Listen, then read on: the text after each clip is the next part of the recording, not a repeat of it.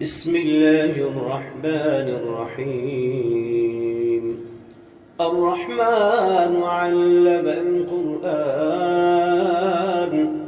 خلق الإنسان علمه البيان الشمس والقمر بحسبان والنجم والشجر يسجدان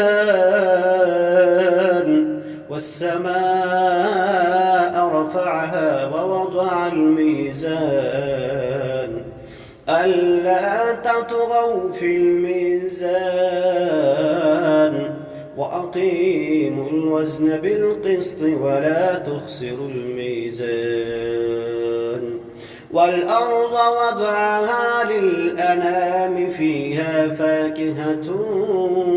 والنخل ذات الأكمام والحب ذو العصف والريحان فبأي آلاء ربكما تكذبان خلق الإنسان من صلصال كالفخار وخلق الجان من مارج من نار فبأي آلاء ربكما تكذبان رب المشرقين ورب المغربين فبأي آلاء ربكما تكذبان مرج البحرين يلتقيان بينهما برزخ لا يبغيان فبأي آلاء